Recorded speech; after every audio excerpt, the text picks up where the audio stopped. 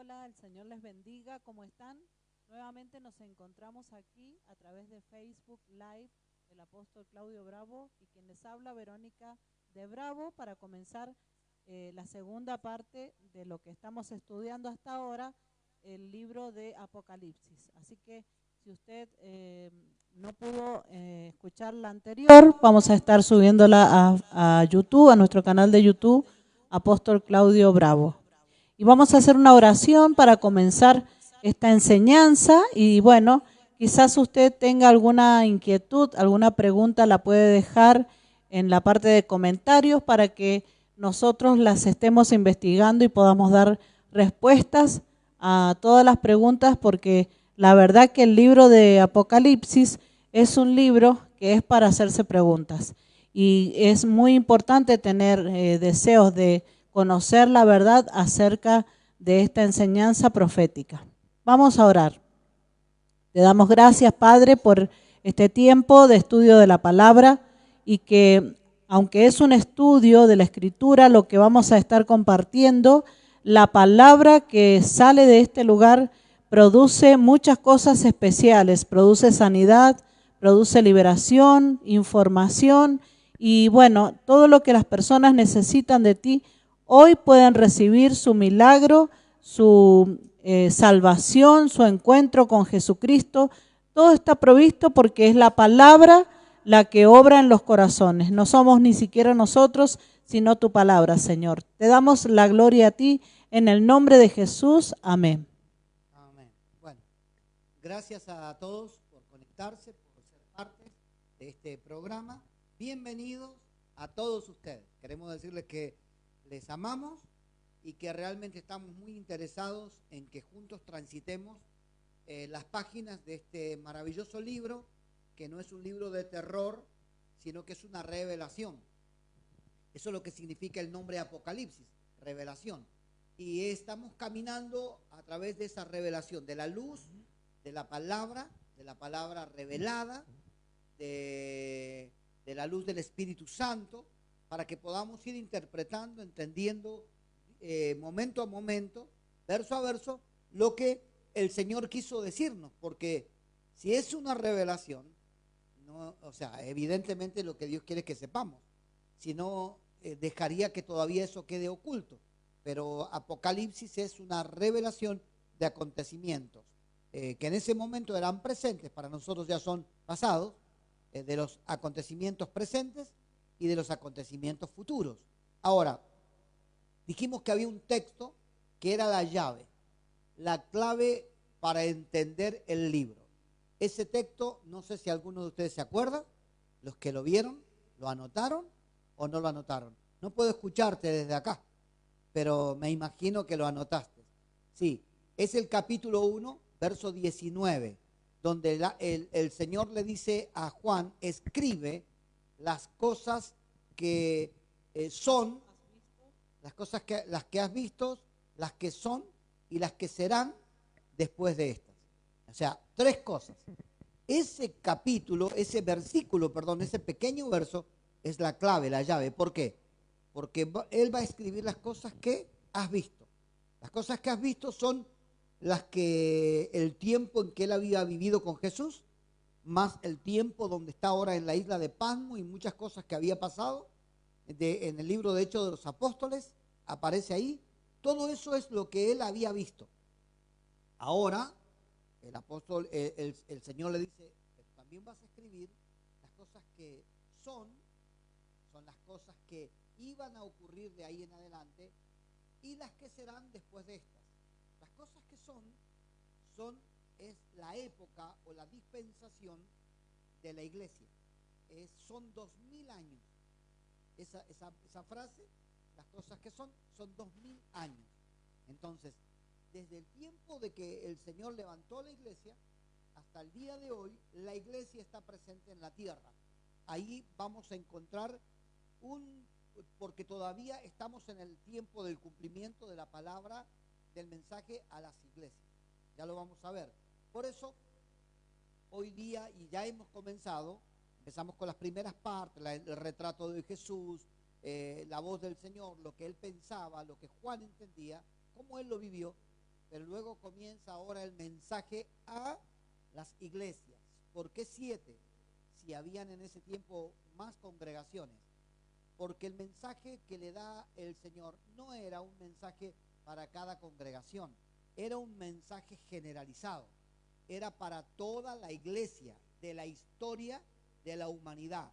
7 periodos, 7 tiempos que vivió cada iglesia, representada con cada iglesia que vamos a ver en el capítulo 2 y 3 de Apocalipsis. Ahí vamos a ver, la que vamos a ver ahora es la de Éfeso. Y cuando vemos la de Éfeso, lo que vamos a encontrar es que esa etapa tiene un tiempo determinado en la historia. Luego, la otra iglesia, la de Esmirna, tiene otra etapa. Entonces, no sé si me logro dar a entender, pero son bloques de tiempo. Cada iglesia tiene un periodo de tiempo, un tiempo en el que se manifestó, y las características que salen ahí son las que tuvieron en su época. Históricamente, lo podemos comprobar ahora, aunque Juan lo escribió antes que esto ocurriera, pero hoy lo podemos corroborar con la historia de lo que esto aconteció. Y también son 7 estados que hoy la iglesia se puede encontrar. Algunos en un nivel muy espiritual, otras iglesias tibias y otras iglesias frías, otras iglesias perseguidas, otras iglesias que se han corrompido, y esto también lo vamos a ver a través del mensaje que se da a las 7 iglesias. Bueno, ahora vamos a pedirle a Verónica que pueda leer el capítulo que corresponde a la iglesia de Éfeso. Bueno, comenzaríamos con entonces Apocalipsis capítulo 2, verso 1 en adelante. Dice, mensaje a las 7 iglesias, el mensaje a Éfeso. Escribe al ángel de la iglesia en Éfeso, el que tiene las 7 estrellas en su diestra, el que anda en medio de los 7 candeleros de oro, dice esto: yo conozco tus obras y tu arduo trabajo y paciencia, y que no puedes soportar a los malos, y has probado a los que se dicen ser apóstoles y no lo son, y los has hallado mentirosos. Y has sufrido y has tenido paciencia, y has trabajado arduamente por amor de mi nombre, y no has desmayado. Pero tengo contra ti que has dejado tu primer amor. Recuerda, por tanto, de dónde has caído, y arrepiéntete, y haz las primeras obras, pues si no, vendré pronto a ti y quitaré tu candelero de su lugar, si no te hubieres arrepentido. Pero tienes esto, que aborreces las obras de los nicolaítas, cuales yo también aborrezco. El que tiene oído, oiga lo que el Espíritu dice a las iglesias. Al que venciere, le daré a comer del árbol de la vida, al cual está en medio del paraíso de Dios. Amén. Amén. Bueno, lo que hemos visto, se lo voy a decir para que lo anoten. Lo que hemos visto en esta primer iglesia, lo vamos a ver repetido a lo largo del mensaje a todas las iglesias. Se lo doy para que usted tenga una mayor claridad, para que usted sepa a lo que estamos dirigiéndonos y sea una manera más simple de poder descifrar el contenido de cada una de estas iglesias. En primer lugar, lo que usted anote, 7 cosas. Primero, el destinatario. Va a mencionar un destinatario, porque al ser una carta va dirigida a alguien. ¿Quién es ese alguien? Un destinatario. En este caso, la iglesia de Éfeso. Segunda cosa, la presentación de Jesús. Jesucristo se presenta como de distintas características de acuerdo a lo que está viviendo esa iglesia. Entonces es una manifestación de lo que es Jesús. Lo tercero, vamos a ver lo que es el elogio. A cada iglesia el Señor le va a dar un elogio, le va a dar, va a hablar bien de la iglesia y va a elogiarla por cosas que ha logrado. La cuarta es una reprimenda. La reprimenda significa la parte donde él la va a reprender por algo que ha estado haciendo mal. Lo quinto es la exhortación. Una exhortación a hacer algo, es un mandato a hacer algo, tener un cambio. Lo sexto que va a haber en cada carta será una promesa. Al final de cada una, del desarrollo, de toda la aplicación de esa desarrollo de cada iglesia, lo que va a haber es una promesa. Y por último nosotros vamos a darle, que no está ahí, obviamente, es algo que nosotros anexamos, una aplicación profética. O sea, en el tiempo, en lo que se vivió en el tiempo, vamos a darle una aplicación profética en qué año fue y qué ocurrió y cómo se manifestó eso en ese tiempo, cuál fue. Entonces, en primer lugar, vamos a ver el destinatario. El destinatario es la iglesia de Éfeso, que es una ciudad de Asia Menor y una zona portuaria, un centro comercial y exportador. Sí, muy importante de su época. Éfeso, una parte de Asia Menor, pero una zona portuaria. Al ser una zona portuaria, había continuamente extranjeros que llegaban a ese lugar. Entonces era un centro comercial y también era un lugar de exportación. Es como si fuera Buenos Aires. Como si fuera, claro, el puerto de Buenos Aires. Sí, sí, así es. También dice que es un lugar donde estaba el gran templo, era muy conocido el gran templo de la diosa Diana o Artemisa. Esta ciudad fue conmovida por el mensaje del apóstol Pablo. Sí, porque ahí los plateros de aquel lugar se sintieron amenazados de perder su gran negocio de hacer altares a la diosa Diana. Hubo un disturbio no pequeño, dice la Escritura, en Hechos de los Apóstoles. Busquen Hechos de los Apóstoles 19-24, ahí sería bueno que buscaran y anotaran para que tuvieran el contexto de la iglesia de Éfeso, donde se fundó, cómo fue lo que ocurrió. A la cual está destinada esta carta que acabamos de leer. Entonces ahí había un templo, el templo a la diosa Diana, o sea, muy históricamente conocida, o Artemisa, y bueno, entonces había una influencia espiritual muy fuerte en aquel lugar y había bueno, vamos a leerlo, Hechos 19-24. Bueno, Hechos 19-24 dice, porque un platero, o sea que trabajaba la plata, señor llamado Demetrio, que hacía de plata templecillos de Diana, daba no poca ganancia a los artífices, a los cuales, reunidos con los obreros del mismo oficio, dijo: varones, sabéis que de este oficio obtenemos nuestra riqueza. Eso lo dice la palabra de Dios. Pero veis y oís que este Pablo, no solamente a Éfeso, sino en casi toda Asia, ha apartado a muchas gentes con persuasión, diciendo que no son dioses los que se hacen con las manos. Y no solamente hay peligro de que nuestro negocio venga a desacreditarse, sino también que el templo de la gran diosa Diana sea estimado en nada y comience a ser destruida la majestad de aquella a quien venera toda Asia y el mundo entero. Cuando oyeron estas cosas, se llenaron de ira y gritaron diciendo: grande es Dios Diana de los Efesios. Bien, acá encontramos que el apóstol Pablo llegó a Éfeso y comenzó a predicar el evangelio de Jesucristo con manifestaciones, con poder, con señales, maravillas, y hubo un despertar, un avivamiento en Éfeso.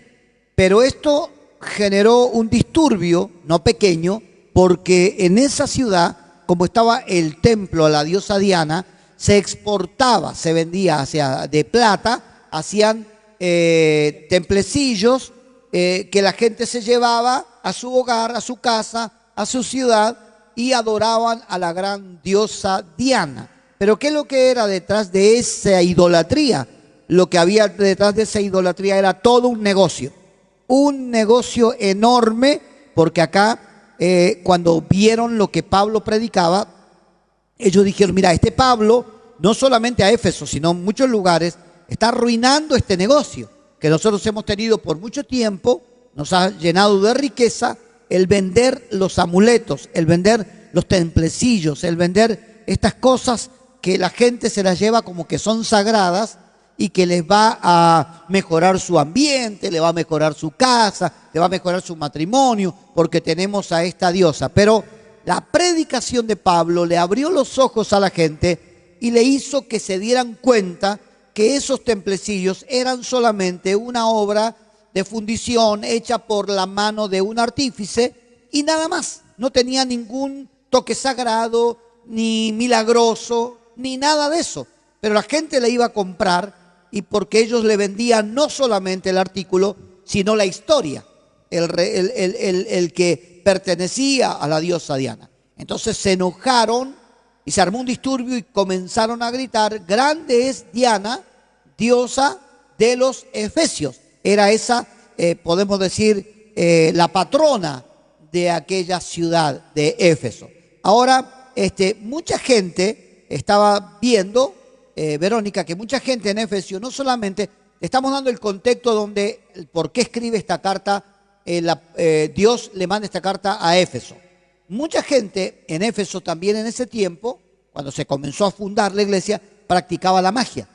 O sea, practicaba la magia, pero el poderoso mensaje del Evangelio hizo que se convirtieran. Y acá va Verónica a leer el capítulo 19, verso 11 en adelante. Yo lo que quiero decirte que el Evangelio que Pablo predicaba era de poder, de tal manera que se derrumbó la idolatría en gran manera y que también la hechicería, la magia, la mentira, el engaño del diablo se derrumbó ante el poderoso mensaje de Jesucristo que Pablo predicaba. Así que vemos Hechos 19:11. Hechos 19:11 dice, y hacía Dios milagros extraordinarios por mano de Pablo, de tal manera que aún se llevaban a los enfermos los paños o delantales de su cuerpo, y las enfermedades se iban de ellos, y los espíritus malos salían. Pero algunos de los judíos, que eran exorcistas ambulantes, quisieron imitar a esto que hacía el apóstol Pablo. Entonces ellos también intentaron invocar en el nombre del Señor Jesús sobre los que tenían espíritus malos, diciendo, os conjuro por Jesús, el que predica Pablo. Y se encontraron que había allí un varón que se llamaba Esceva. Este varón era judío y era jefe de los sacerdotes que hacían esto. O sea, había 7 hijos de ese Esceva judío, jefe de los sacerdotes que hacía esto. Pero respondiendo el espíritu malo dijo, a Jesús conozco y sé quién es Pablo, pero vosotros, ¿quiénes sois? Y el hombre en quien estaba el espíritu malo, saltando sobre ellos y dominándolos, pudo más que ellos, de tal manera que huyeron de aquella casa desnudos y heridos. Bueno, ahí hacemos un alto. O sea, de paso de esta enseñanza vamos a enseñar algunas cosas, que había un hombre que estaba influenciado por espíritus inmundos. Quiere decir que esto es algo obvio, que todavía en la actualidad ocurre, que hay personas que están con esquizofrenia, con ataques de epilepsia, con distintos tipos de manifestaciones y que son espíritus inmundos que han tomado control de esa persona, no porque la persona sea mala, no porque la persona haya hecho cosas, sino porque por muchas razones una persona puede caer como víctima y presa de las obras de la hechicería, de la brujería, maldiciones generacionales que atan a una persona. Este hombre tenía esos espíritus y cuando estos que veían a Pablo que liberaba a la gente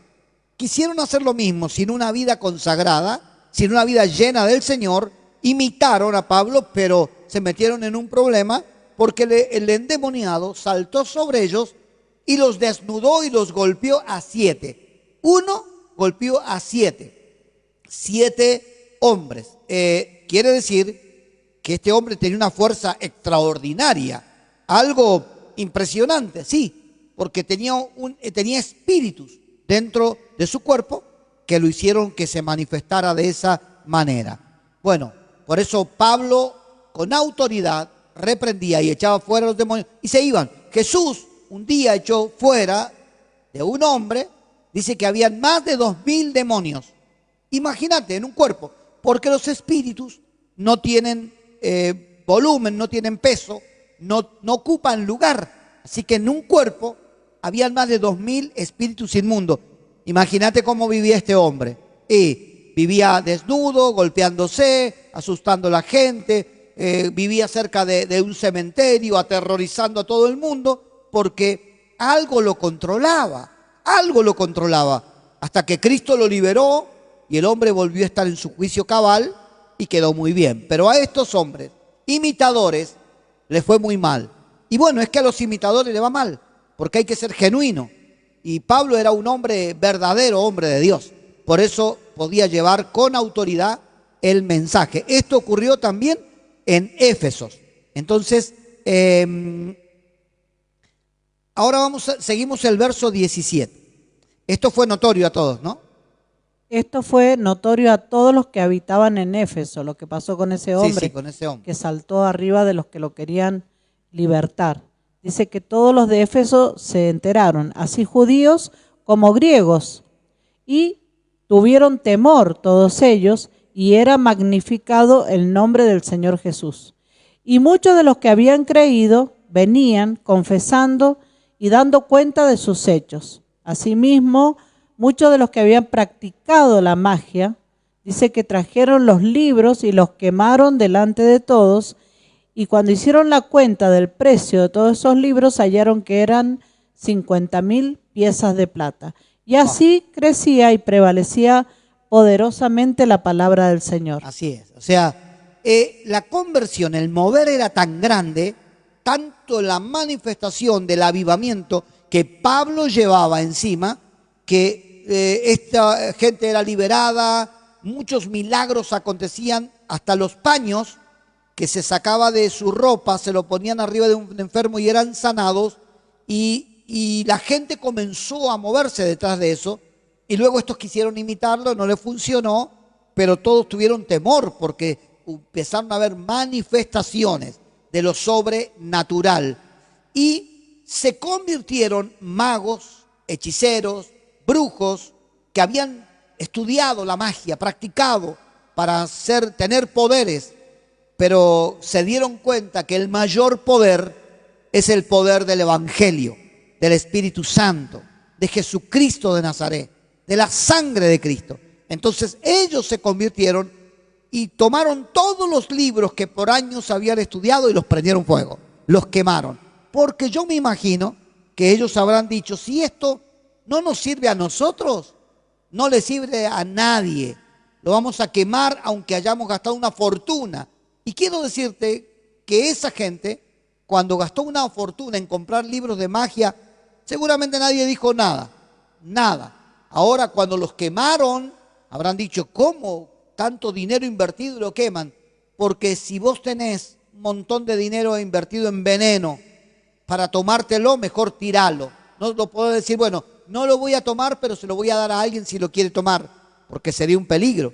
Ellos lo quemaron y esto comenzó a ocurrir en la iglesia de Éfeso y la palabra comenzó a correr poderosamente. Bien, ahora quiero que veamos la iglesia de Éfeso fue muy privilegiada.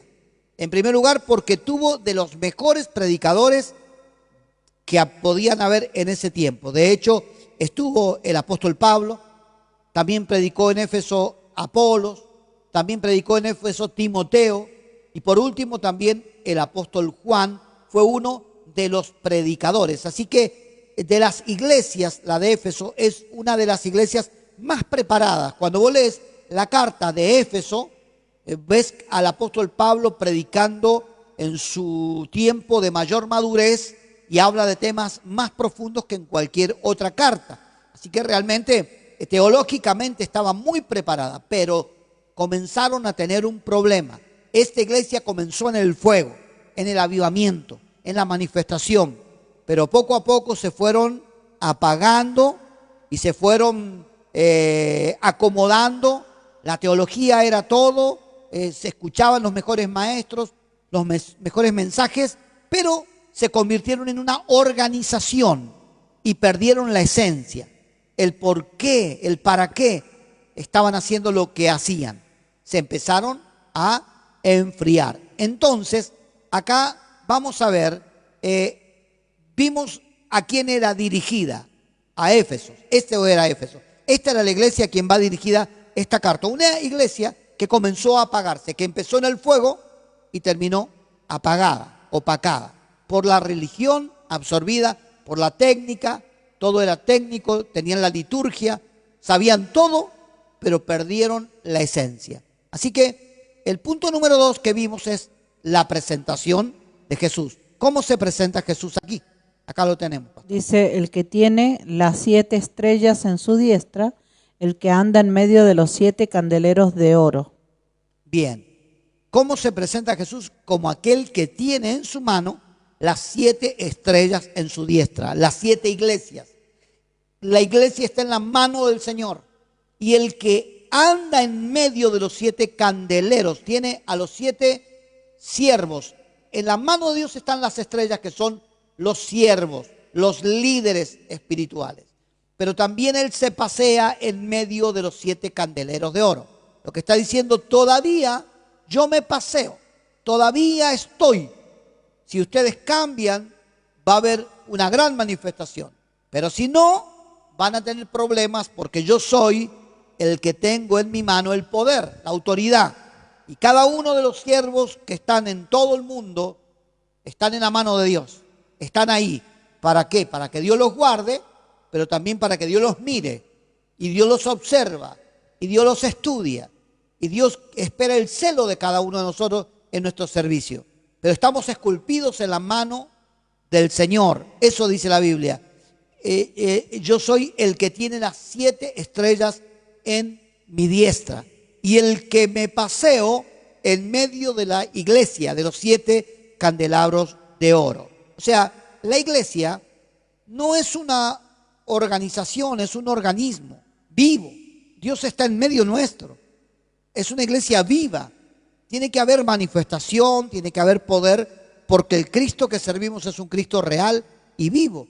Pero la iglesia se apagó, se enfrió.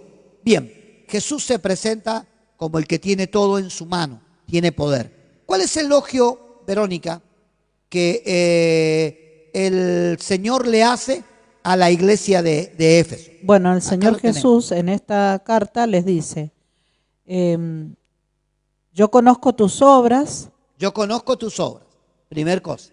Y tu arduo trabajo y paciencia. Es decir, conoce sus obras, conoce la forma en que trabajan arduamente. De Éfeso tenía obras.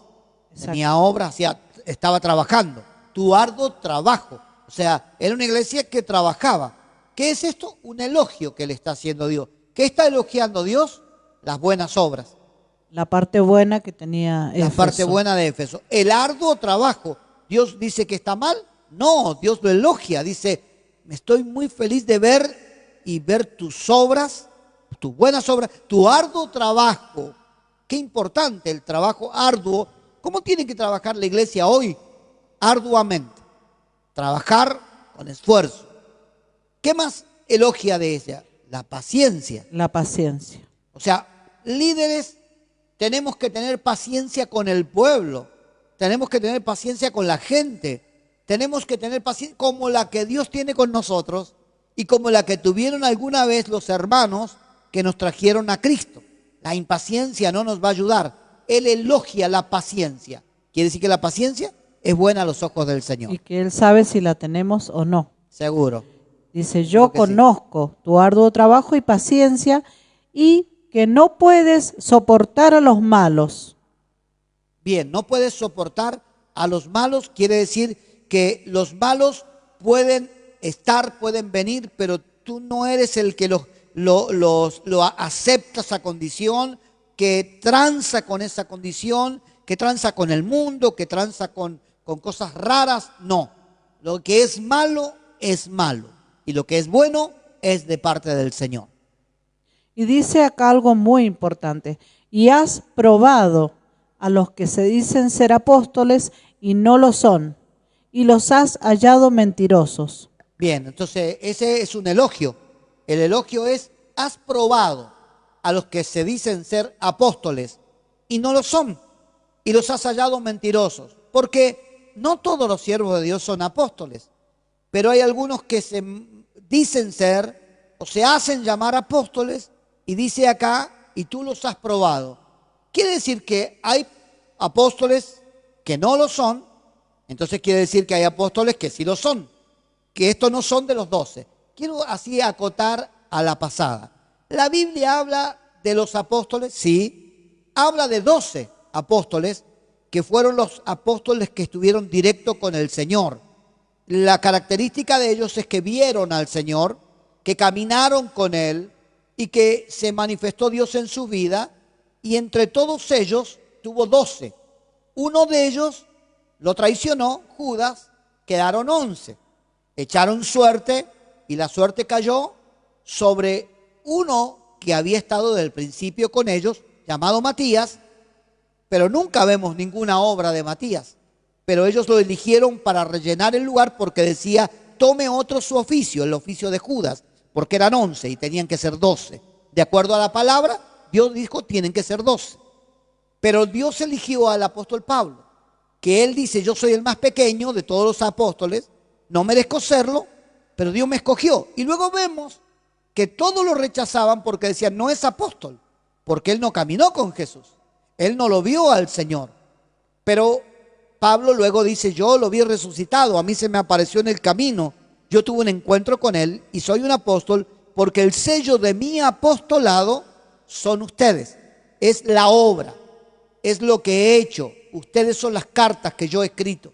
Entonces, él reclamaba continuamente que era un apóstol y de hecho termina siendo reconocido como el más grande de todos los apóstoles, que fue el último, el más pequeño, pero esos apóstoles fueron 12 y no más. Ahora, después el mismo Pablo habla en Éfeso diciendo de que Dios constituyó a unos pastores, maestros, evangelistas, apóstoles y profetas. Quiere decir que así como los pastores continuaron, los maestros continuaron, los evangelistas continuaron, los apóstoles también. Lo que ocurre es que hubo un momento en que hubo como una ola del tema del apostolado donde todo el mundo quería ser, porque parecía que ser un pastor no era digno, solamente hay que ser un apóstol. Pero para ser un apóstol tienen que haber señales que acompañen, y hoy día un apóstol es un hombre que levanta iglesias, es un hombre que levanta pastores, es un hombre que levanta ministerios, es un hombre que afecta al gobierno. El apostolado es un oficio. Es un oficio. Y por eso es que los apóstoles dicen, tome otro su oficio. Tome otro, exactamente. Y bueno, y también tenemos el caso de Bernabé, que también era un apóstol. También menciona la Biblia. No era de los 12, pero era un apóstol. Pero Bernabé tenía el oficio de levantar iglesias. Sí, sí, así es. Y también acá está diciendo que probaos a los que dicen ser apóstoles. Quiere decir que después, porque Juan, recuerden que Juan fue el último apóstol que quedó con vida. Para este tiempo ya todos habían muerto.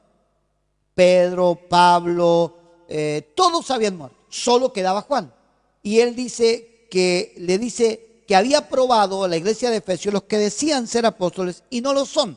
Quiere decir que todavía el ministerio apostólico continuó, y esto lo digo al pasar, no defendiendo, porque acá lo que hay que ver es el fruto de cada oficio, de cada ministerio, y seguir adelante y trabajar, y lo importante no es el nombre, sino la efectividad, el fruto y el legado que podamos dejar y la obra que hagamos para el Señor. Eso es lo más importante. Los títulos pueden estar o no, pero también no hacernos llamar lo que no somos, sino si hay un reconocimiento general puede ser, pero si no, ¿para qué? Pero acá le dice, has probado a los que dicen ser apóstoles y no lo son, y los has hallado mentirosos, mentirosos. Ahora, esta gente mintió para poder colocarse en una posición. Eso ya empezamos mal. O sea, de ese lugar así no funciona. porque todo lo de Dios tiene que ser genuino y verdadero. Bueno, en el verso 3 continúa diciendo. Dice, y has sufrido, y has tenido paciencia. Y otra vez menciona la palabra paciencia. Y has trabajado arduamente por amor de mi nombre, y no has desmayado. Wow, todas estas cualidades y virtudes tenía la iglesia de Efesios. Yo anhelo que nuestra iglesia, nuestro ministerio pueda tener estas cualidades y Dios las reconozca. Has sufrido, has tenido paciencia, has trabajado arduamente por amor de mi nombre y no has desmayado. Una iglesia que no desmayó, que no desmayó. Dice, pero también tienes esto. El verso 6, Verónica, dice, pero también tienes esto, que aborreces, ¿qué cosa? Aborreces las obras de los nicolaitas, las cuales yo también aborrezco. Bien, los nicolaitas, quiero explicarles, así también es importante, los nicolaitas eran seguidores de Nicolás. Nicolás era un creyente que primero estuvo firme de la fe, de la doctrina, la sana doctrina, pero la historia dice que se apartó. Y cuando se apartó cayó en herejías. Comenzó él a inventar y comenzó a transar con el espíritu de Grecia. El espíritu de Grecia, el espíritu del humanismo. Es el espíritu de la psicología, de la ciencia, del hombre, donde idolatra al hombre por encima de Dios. La sabiduría humana. De la sabiduría humana, del humanismo, donde se pone primero lo del hombre y luego lo de Dios. ¿Y qué decía Nicolás? ¿Qué decían luego los nicolaitas? Que dice, aborreces las obras de los nicolaitas. ¿Cuáles eran esas obras? Los nicolaitas, porque Nicolás predicaba y enseñaba que la carne puede pecar y no hay ningún problema con eso porque el espíritu fue redimido por Cristo y el espíritu es puro, es santo, no se mancha, no se contamina, aunque la carne peque deliberadamente y exageradamente, pero nunca el espíritu se va a contaminar. Y ese espíritu de Grecia que lo absorbió y le cambió la doctrina, se impuso en aquel tiempo y el Señor le dice a los de Éfeso, tienes esto bueno también, aborreces las obras de los nicolaitas que enseñan una abominación, una herejía, la cual yo también aborrezco. Entonces, hoy día, esas doctrinas también se enseñan, sí, también se enseñan. Hay muchas cosas que se toman de esos maestros y se han trasladado hasta este tiempo y se enseña de que, bueno, no importa si una persona es cristiana y peca deliberadamente y hace cosas, está todo bien porque no va a perder jamás lo que recibió de parte del Señor. Pero dice Dios que Él aborrece esa doctrina, que debe de haber temor, que sí, todos cometemos pecados, pero tenemos que arrepentirnos y tenemos que buscar al Señor y no promover que está todo bien, que si una vez salvo, siempre salvo. Es una complicación que realmente hay que tratarla con mucho cuidado y temor y temblor delante del Señor. El punto número 4 es la reprimenda. La reprimenda. 2:4 dice, pero tengo contra ti que has dejado tu primer amor. Recuerda, por tanto, de dónde has caído y arrepiéntete y haz las primeras obras, pues si no, vendré pronto a ti y quitaré tu candelero de su lugar si no te hubieres arrepentido. Bueno, la reprimenda es, estaba todo bien, viene todo bien, has trabajado, has sido paciente, aborrece la obra de Nicolaita, todo eso, pero tengo algo contra ti. Ahora, fíjate cómo Dios primero lo elogió, cómo Dios lo puso en alto, cómo Dios lo consideró, lo valoró, exaltó sus virtudes, para poder llegar al punto de decirle, pero hay algo malo en tu vida. Hay algo que quiero que corrija porque está muy mal. ¿Y qué es lo que está mal? Que has dejado tu primer amor. En otra traducción dice que ya no me amas como antes. o en otra palabra, has perdido la pasión. Te ocupaste de la obra y no del Señor de la obra. Te quedaste con la forma, con lo técnico, con la liturgia, y ya mi presencia no es lo más importante. Es como un esposo o una esposa que pierden el amor y el hombre tiene que seguir trabajando por un compromiso de sostener la familia, de que la gente no hable mal, pero ya dentro de las puertas del hogar ya la cosa no es igual. La otra vez contaba Martín de eso, de ese hombre que le trajo flores a su mujer, que las flores no eran para ella, que la había dejado a alguien. No sé si te acordás de esa ilustración. Bueno, el tema es que la mujer cuando ve las flores, en realidad no eran para ella. La había encontrado y las trajo porque alguien se la había olvidado. Y ella se puso muy contenta, pero él le dice, no, en realidad no eran para vos, me las encontré y las traje. Y la puso ella en un florero entristecida porque primero se puso muy feliz del gesto de su marido. Y en eso llega una visita. Y entonces cuando llega y dice, ¿y esas flores? Y ella dice, las trajo mi marido. Dice, wow, qué romántico, qué lindo ver este gesto de amor. Esa persona que hablaba pensaba, porque había visto las flores, y ella dijo, es de mi marido, que había un gran idilio amoroso, que había una acción, un gesto maravilloso, pero solamente la esposa sabía que las flores no eran para él, que no las compró, no se las trajo, sino que se las encontró afuera, y por eso estaban en ese florero o jarrón. Así es con Dios.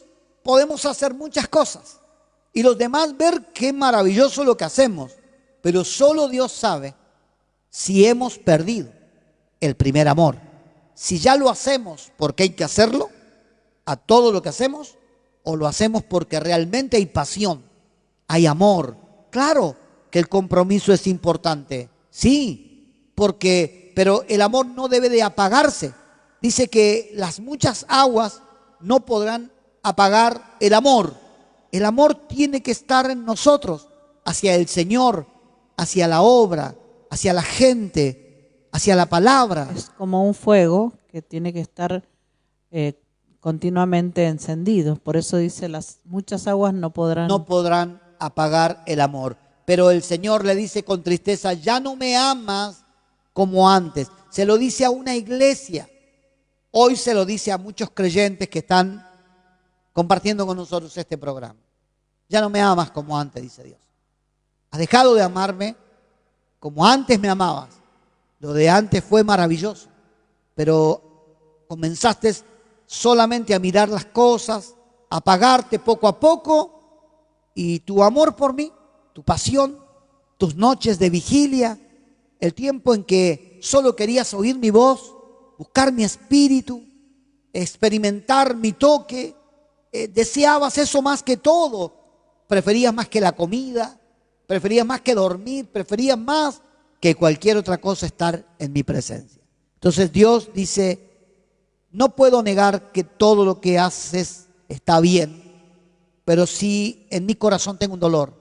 Has perdido tu primer amor, y aunque para algunos se pueda pensar, bueno, tampoco no se puede de todo, yo, dice Dios, sí, creo que esto hay que arreglarlo, porque si seguimos así, esto va a terminar mal. Y entonces lo exhorta, en el punto 5 lo exhorta y le dice a él, recuerda, por tanto, de dónde has caído y arrepiéntete y haz las primeras obras. Sí, en la exhortación entonces le dice, mira, la única manera de que esto no se venga a pique es que recuerdes, por tanto, de dónde has caído y que te arrepientas. O sea, dos cosas, recordar dónde caímos. O sea, si yo venía bien, si todo venía medianamente bien y de repente yo me caí, ¿por qué me caí? Bueno, por ejemplo, hay una frase bíblica que dice, si caíste fue porque te enalteciste. Le dice Dios a Satanás. Entonces, ¿dónde comenzó su caída? En su enaltecimiento. su arrogancia, creyó que ya era lo máximo. ¿Y qué le ocurrió? Se cayó. Bueno, pero hay otras personas que cayeron por otra causa.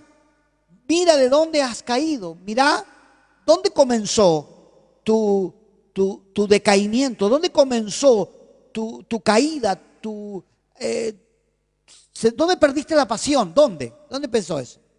¿En qué momentos seguiste haciendo todo como porque sabes que el Señor es real y está, pero dejaste de ir a consultarle a Dios, de hablar con Él, de adorarle, de alabarle, y ya lo empezaste o lo empezamos a hacer porque sabemos hacer las cosas?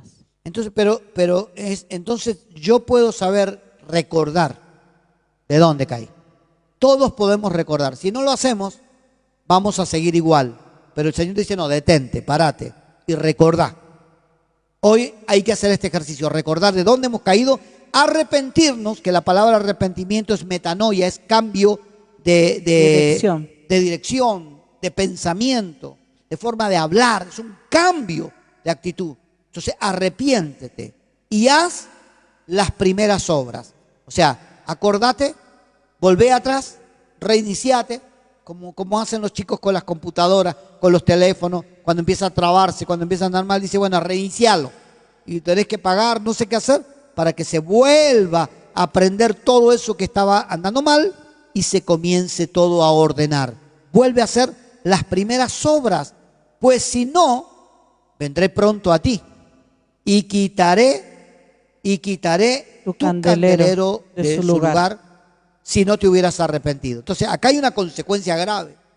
El Señor dice, vendré pronto a ti, pero no voy a venir para manifestarme, sino voy a venir con consecuencias, con un castigo, con un juicio. Vendré pronto a ti si no te hubieras arrepentido.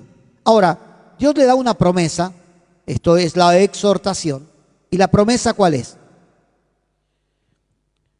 En el verso 7. Sí, lo estoy buscando acá.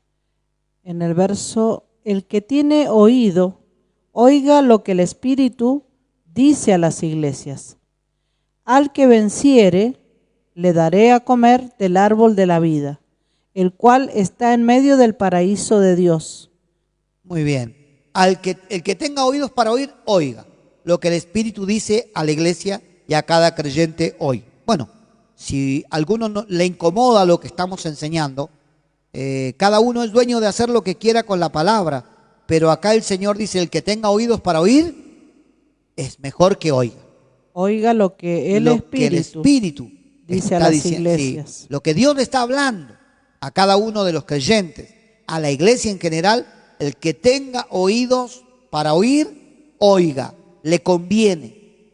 Lo que el Espíritu está diciendo es para nuestro bien, porque al que venciere, le daré a comer del árbol de la vida. Al que venciere. ¿Quién es el que venciere? El que se mantiene, el que persevera hasta el fin. Dice la Escritura, será salvo.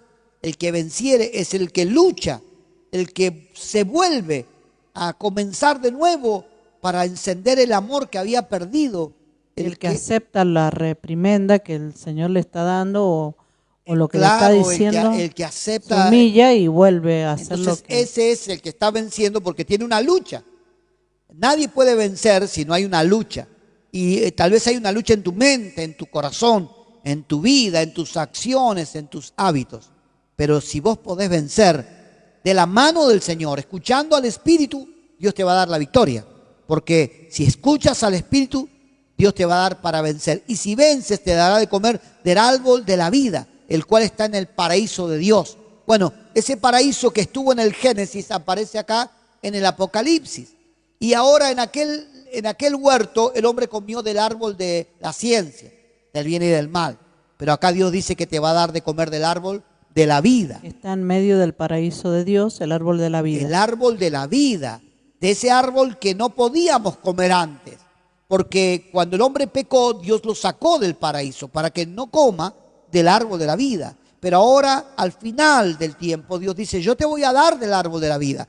Y yo le explicaba a una nuera los otros días de que cuando el hombre comió del árbol de la ciencia, del bien y del mal, cayó en pecado. entró la muerte, entró la desgracia. Entonces Dios lo sacó del huerto porque el hombre dice, no sea que eche mano al árbol de la vida. Y en esta condición, caída, corrupta que tiene, viva eternamente. No puede ser. Entonces lo vamos a sacar hasta que el plan de Dios se establezca en la tierra y luego que Cristo venga, libere al hombre de pecado y regenere la persona y la persona pueda luchar por su vida y aceptar el mensaje, entonces le daremos de comer del árbol de la vida para que viva eternamente, en un estado nuevo.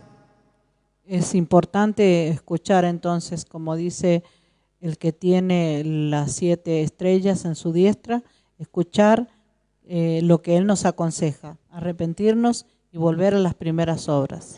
Bien, la interpretación de esta iglesia, esto proféticamente se establece en el año 33 al 100 después de Cristo. El año 33 de cuando muere Cristo, de ahí que comienza la iglesia de Éfesos y comienza bien, hasta el año 100 que comienza su decaimiento, donde esta palabra, el libro de Apocalipsis se escribe en el 95, más o menos hasta el año 100, tiene su espacio profético en la historia. El nombre Éfeso en el griego significa soltar o dejar ir. De ahí que el Éfeso, la iglesia de Éfeso, representa la iglesia que teniendo el amor de Dios, lo soltó, lo dejó ir y lo perdió.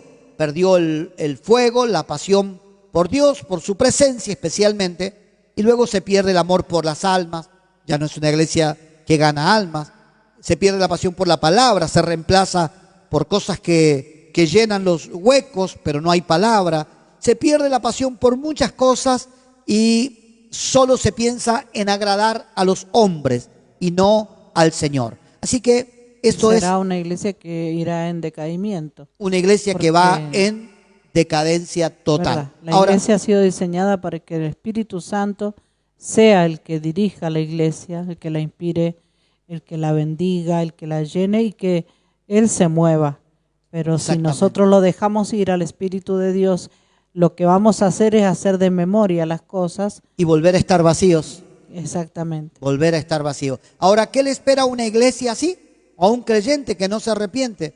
Dios lo va a visitar con castigo, dice la palabra del Señor. Bien, hemos visto la iglesia de Éfeso. Vamos a ver rápidamente, es mucho más cortita, la carta a la iglesia de Esmirna, pero también es muy importante lo que vamos a leer ahora. Hemos estado buscando y estudiando de hace tiempo y escudriñando en muchos libros que tenemos, pero no cualquier libro, siempre tratamos que sean libros con autores reconocidos, de trayectoria y que no se desviaron al final ni nada de eso, sino que mantuvieron la sana doctrina. Así que esto también es importante decirlo. La segunda iglesia es la iglesia de Esmirna. Apocalipsis 2, verso 8 dice en adelante: y escribe al ángel de la iglesia en Esmirna, el primero y el postrero, el que estuvo muerto y vivió, dice esto: yo conozco tus obras y tu tribulación y tu pobreza, entre paréntesis, pero tú eres rico, y la blasfemia de los que se dicen ser judíos y no lo son, sino sinagoga de Satanás. No temas en nada lo que vas a padecer. He aquí, el diablo echará a alguno de vosotros en la cárcel para que seáis probados y tendréis tribulación por 10 días. Sé fiel hasta la muerte y yo te daré la corona de la vida. El que tiene oído, oiga lo que el Espíritu dice a las iglesias. El que venciere no sufrirá daño de la segunda muerte. Muy bien, es una carta tremendamente poderosa también esta. Bien, vemos el destinatario, pastora, ¿me lees el destinatario? El destinatario es Esmirna, a 70 kilómetros al norte de Éfeso. Era la unión comercial entre Roma y la India, pasando por Persia. Aquí el comercio floreció rápidamente. Esmirna fue fundada por Alejandro el Grande y tenía también un templo, Sí. como Éfeso, el templo al dios Sol, o sea, Zeus, en griego, ¿no es cierto? Sí, Zeus. También era centro de adoración al emperador y tenía templos para honrar al gobierno romano. O sea que Esmirna como Éfeso eran una ciudad floreciente económicamente y eran lugares de centros comerciales muy importantes de importación y de exportación. Y en este caso Esmirna estaba en la ruta entre Roma y la India. Así que había mucha negociación en aquel lugar y también se pasaba para ir a Persia, ¿no? Por ese lugar. Y esta ciudad fue Alejandro el Grande, tan reconocido ese hombre, quien la fundó y tenía, así como en Éfeso había un dios, a la diosa Diana, aquí la idolatría estaba dirigida hacia el dios Sol o Zeus. Y también adoraban al emperador, ¿no? Y tenían templos para honrar a los gobiernos romanos. Así que ellos se manejaban de esa manera, había una idolatría a ídolos y a hombres, al emperador y a todo eso, así que vivían un contexto bastante complicado los hermanos de Esmirna. Ahora, ¿cuál es la presentación de Jesús? Bueno, en esta ocasión le dice, escribe al ángel de la iglesia de Esmirna, y la presentación de Jesús es el primero y el postrero, el que estuvo muerto y vivió, dice esto. Bien, Jesús lo que está haciendo en esta presentación, el primero y el postrero, se presenta a esta iglesia. ¿Quién escribe? El primero y el postrero. El que estuvo muerto y vivió, dice esto. ¿Por qué se presenta Jesús de esa manera? En primer lugar, porque le está diciendo a la iglesia de Esmirna, yo soy el Todopoderoso, el Dios creador, el que es primero que todo y después de todo. Pero también soy el que estuvo muerto y ha padecido y fue crucificado y fue golpeado y fue herido y fue afligido y fue amargado, angustiado. Pero he aquí que ahora vivo, ahora estoy vivo. En otras palabras está diciendo Esmirna, ustedes van a pasar momentos duros, van a pasar tribulaciones, van a pasar aflicciones y hasta tal vez muchos de ustedes van a morir. Pero quien les habla es el que estuvo muerto, pero ahora vive.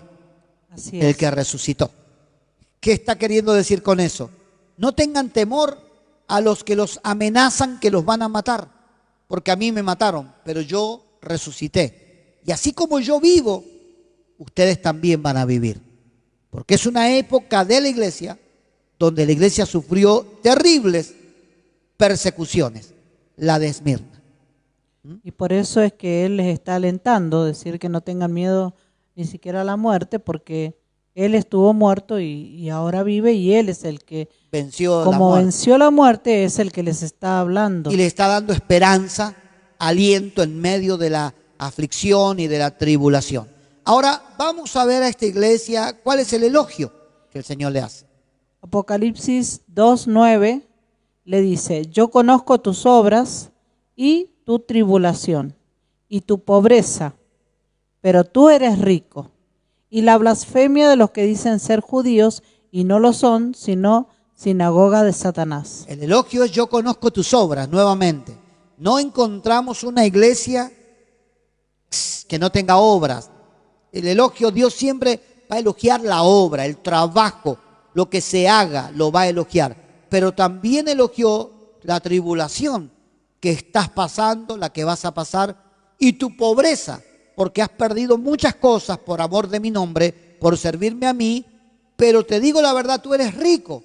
Aunque no tengas, tú eres rico, tu esencia, tu naturaleza es de una persona rica. Tú no pienses como pobre, no vivas como pobre, no hables como pobre, porque aunque no tengas nada, tú no eres pobre. Porque el que tiene a Cristo es rico. El que tiene al Señor es la persona más afortunada, aunque no tenga muchas cosas, pero tiene lo más importante de la vida, porque todo un día se va a terminar, pero el que tiene a Cristo tiene vida eterna. Entonces le dice, yo elogio esto, pero ten en claro que tú no eres pobre, eres rico, vive como una persona afortunada. Claro, lo que sucede es que la gente cuando ve esto o cuando lee esto, para la gente riqueza es tener mucho dinero. Solamente dinero. El dinero es secundario. Claro, lo ven como que una persona que tiene mucho dinero es rico, pero el Señor está diciendo acá que la riqueza es la esencia que tenemos por dentro. Lo que somos con Jesucristo, eso nos hace rico. Nosotros nunca tenemos que decir, oh, yo soy pobre, a mí todo me sale mal, yo soy una persona desafortunada. Y de hecho la pobreza externa va a ser cambiada cuando entendamos que La somos esencia ricos, de hijos de Dios. que somos hijos de Dios y por ende somos ricos. Y dice, y la blasfemia de los que dicen ser judíos y no lo son, sino sinagogas de Satanás. Con respecto a los que dicen ser judíos, quiero también decir algo, porque judío en realidad es el que nació en Israel. Ese es un judío, ese es un descendiente de Abraham. La iglesia viene a ser parte del pueblo de Dios por la fe, pero no, hay algunos que ya entran en una acción de judaísmo y comienzan a decir yo también soy judío y practico el judaísmo y ando con mi kipá y con mi talit y con mis cosas, pero son más argentinos que el dulce de leche. Entonces nosotros a veces decimos soy judío, no sos judío, sos un argentino. Ser cristiano no es menor que ser judío. El pueblo judío es el que nació en Israel y el que tiene su descendencia, que puede ser en Argentina, pero sus padres son judíos y descienden de Abraham y de las tribus. Pero nosotros tal vez no. Pero no por eso yo quiero disfrazarme de algo que no soy, porque eso sí que es degradar lo que yo tengo, rebajar la gracia. La gracia es suficiente, hermanos. Somos cristianos. ¿Podemos usar una kippah? Sí, podemos hacerlo. Podemos amar a Israel, pueblo lo amamos, de Israel, a los lo judíos, amamos. Aprender, saber que de ahí vino el aprendemos. Señor, ¿Sí? pero no quiere decir que porque nos convertimos a Cristo pasamos a ser O judíos. o que yo mire el evangelio como menos, ser judío es más.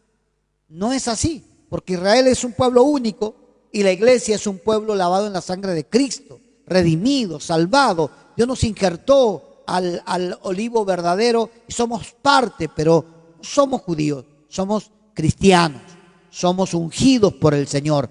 Y dice, los probastes que dicen ser, porque en aquel tiempo decían ser, pero no lo eran, no lo eran.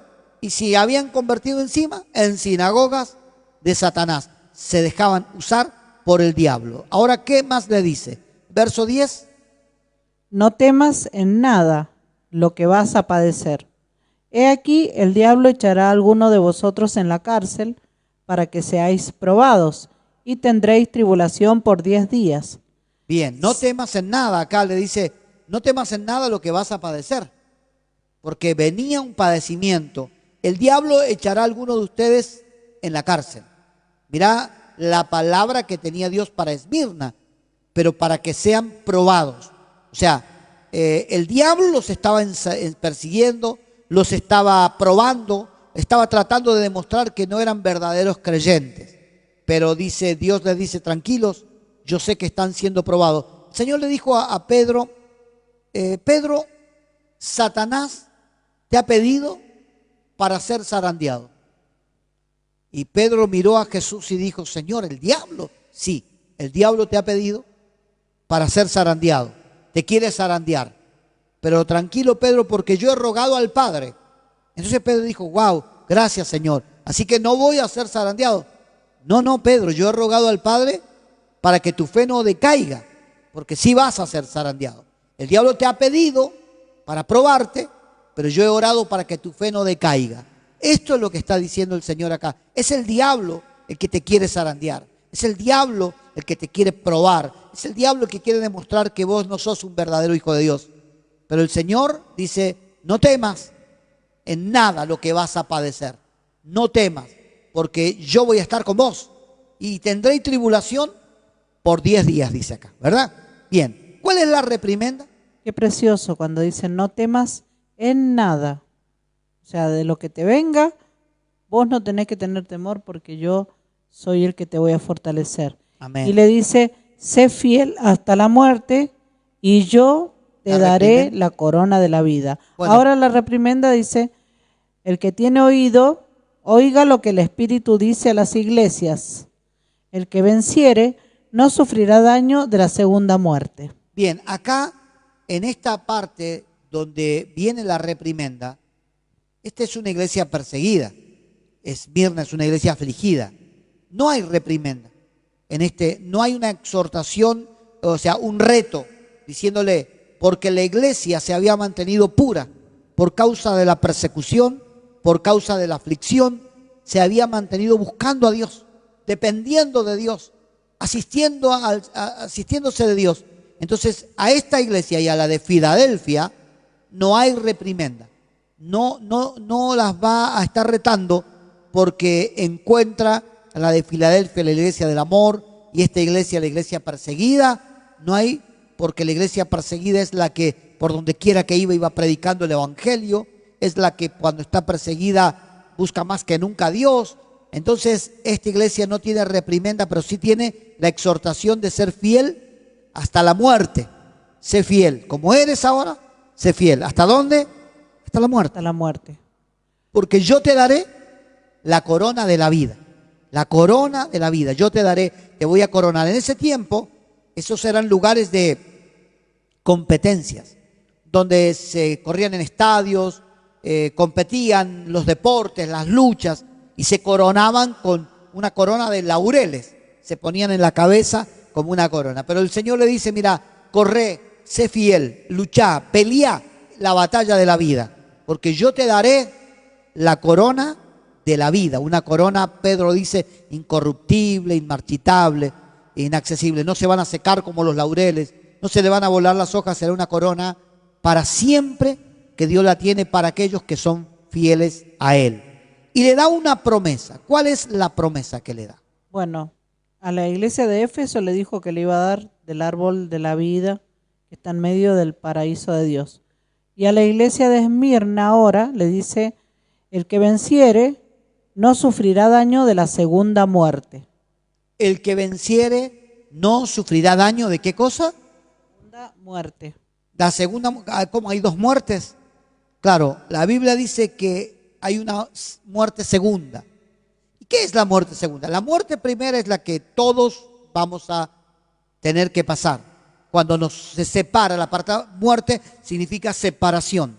Y cuando se separa el cuerpo del alma y del espíritu, que es la parte espiritual, la persona muere. Está en el cuerpo inerte porque el espíritu que le daba vida salió. Eso es la muerte. Todos vamos a morir porque todos un día pecamos y todos vamos a morir. Pero hay una segunda muerte de la cual Cristo vino a librarnos. No vino a librarnos de la primera, sino de la segunda. ¿Cuál es la segunda muerte? La separación de todo mi ser eternamente de la presencia de Dios para ir a un lago de fuego, a un infierno. Eso la Biblia lo llama la muerte segunda. Quiere decir que a esa muerte segunda la van a vivir todos aquellos que viven y mueren sin Cristo, que le dan la espalda a Dios. Entonces dice, al que venciere no sufrirá daño de la segunda muerte. Le está diciendo, no puedo garantizarles que no van a morir en esta persecución. Van a morir. Algunos de ustedes serán entregados, serán perseguidos. Pero la segunda muerte a ustedes no les hará daño. Ustedes tienen, como dijo Pablo, para mí el vivir es Cristo y el morir me es ganancia. Y luego le habla a la muerte y dice, ¿dónde está, oh muerte, tu aguijón? ¿Dónde está, oh sepulcro, tu victoria? Porque puedes matarme físicamente, pero ya no puedes matarme eternamente, porque el aguijón de la muerte, que era el pecado, lo llevó Cristo y en mí ya no puede hacer efecto. Entonces yo tengo victoria sobre la segunda muerte.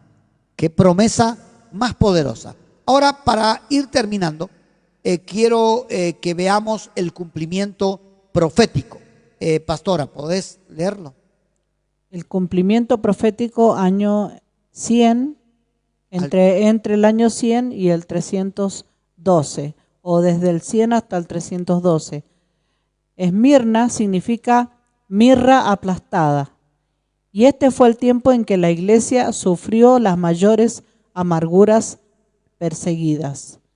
Sería entre el 100 y el 312. 312 se ubica la iglesia de Esmirna en el tiempo en cuando Constantino la reconoció a la iglesia y luego de ser perseguida brutalmente, de ser masacrados los cristianos, ser arrojados a los leones, quemados vivos, los que no se arrepentían de ser cristianos, encendían las plazas porque ponían a los cristianos con brea y luego los prendían como antorchas y así alumbraban la ciudad y ellos eran los bufones del circo romano, comidos por leones. Ante todo eso brutal, Constantino hizo que la iglesia fuera reconocida, los cristianos, pero él no era un convertido, fue un hombre que llevó la cosa al otro extremo, porque luego vino la persecución a todo el que no era cristiano, lo mataban, y entonces fueron años de mucha tristeza, de mucha, como la mirra, esta Esmirna, mirra aplastada. Ese año, esos tiempos, la iglesia padeció muchas cosas brutales, la verdad terrible. Y cuando le dice, vas a ser entregado y sufrirás una prueba de 10 días, lo que le está diciendo esos 10 días son 10 periodos de tiempo, que comienza uno de ellos con Nerón, el primer tiempo, que este hombre loco quería hacer una obra, un poema, y como no le salió, movido por espíritus inmundos, mandó a incendiar Roma. Y luego le echó la culpa a los cristianos de que habían quemado Roma, y vino una persecución, encarcelamientos, azotes, castigos, muerte por mano de este primero. El segundo de estos fue Domiciano. Domiciano fue otro de esos 10 años, que eran 10 periodos por 10 imperios, por 10 emperadores que gobernaron. El segundo fue Domiciano. El tercero fue el reinado de Trajano. También la iglesia fue perseguida, fueron matados, despedazados, terrible. Después el cuarto periodo fue históricamente el de Marco Aurelio, en el año 161 al 180. El quinto fue del año 202 al 211 por Septimio Severo. El sexto de esos días proféticos es del 235 al 237 después de Cristo, y el perseguidor fue Máximo. Luego vino un emperador en el 249, el séptimo emperador, al 249 al 253, donde también este hombre, Decio se llamaba, tiraba a los creyentes a los fosos de leones, eran martirizados, torturados. El octavo fue el emperador que persiguió a la iglesia, fue Valeriano, que reinó del 257 al año 260 después de Cristo.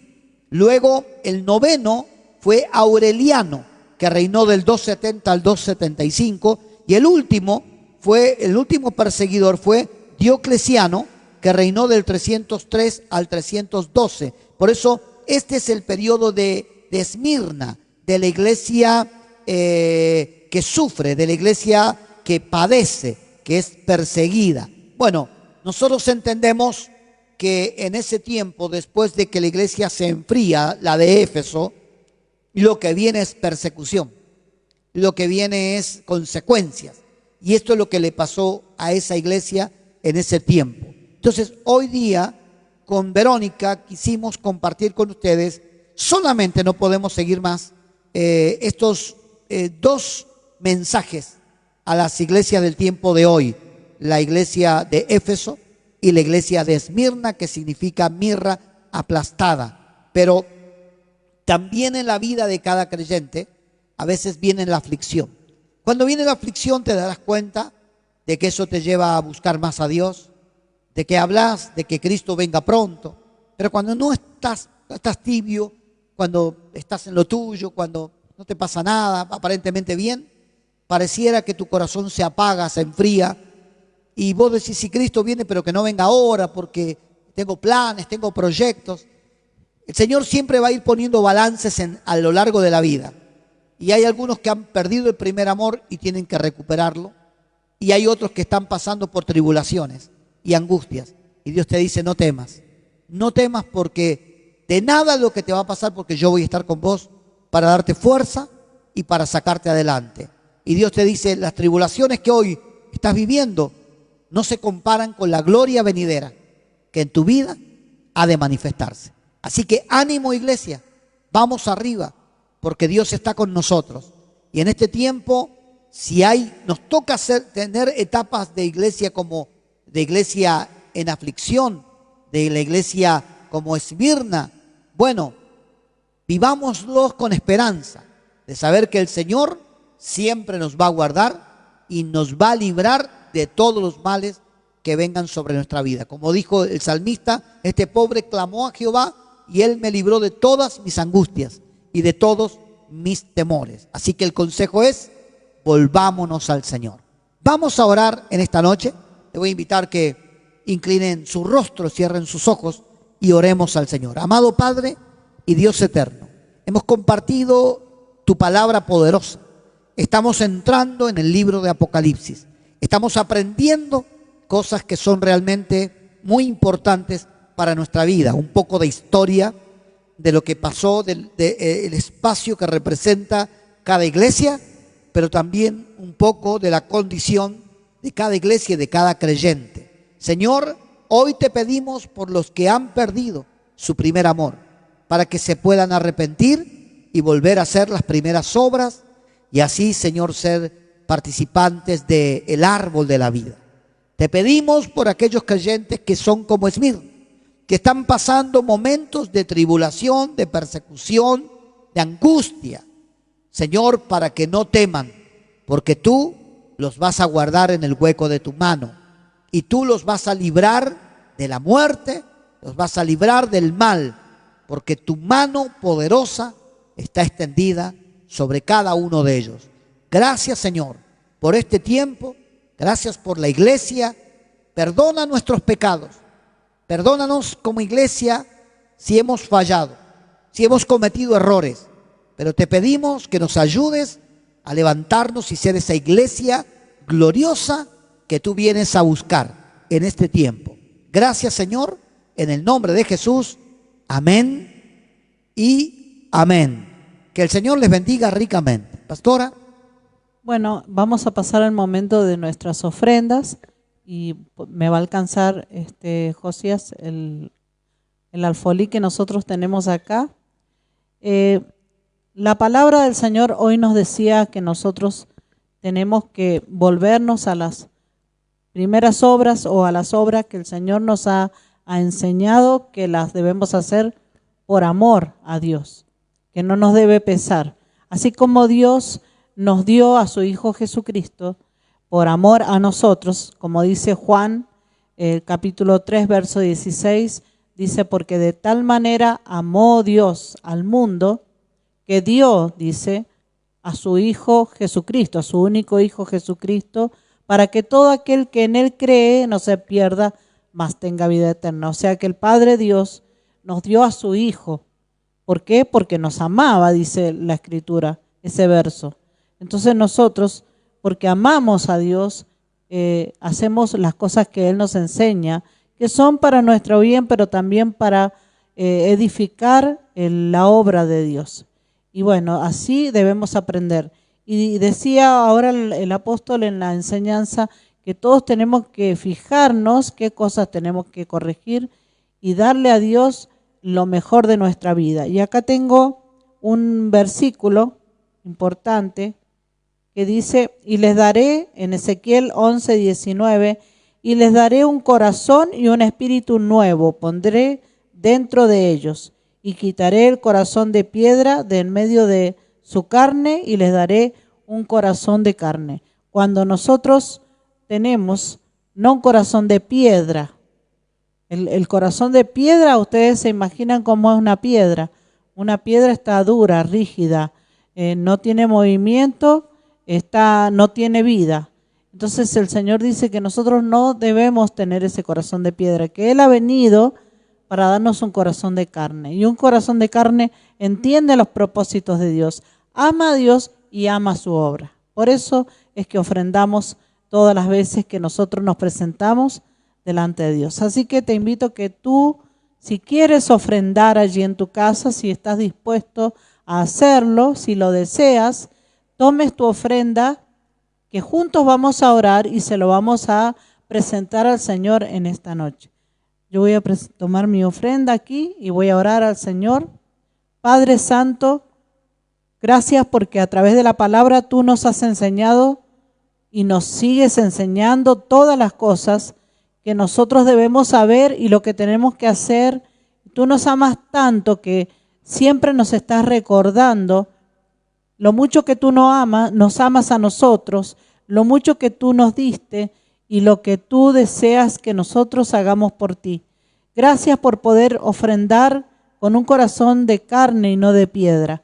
Gracias por ser imitadores de ti que diste por amor a tu Hijo Jesús. Nosotros por amor a ti y a tu obra y a las almas que todavía no se salvan, estamos ofrendando.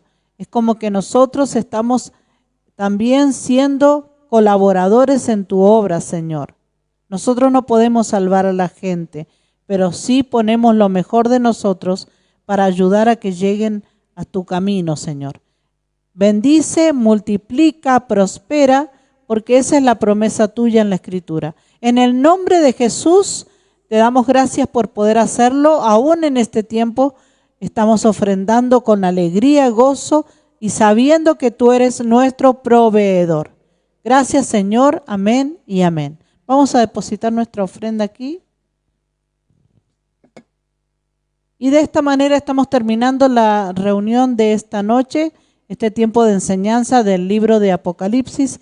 Quedan muchos libros más para compartir. Quedan las otras iglesias que vamos a estar compartiendo a partir del día martes en la noche. Así que sigan invitando a otros para poder aprender la palabra y traigan su cuaderno y su lapicera.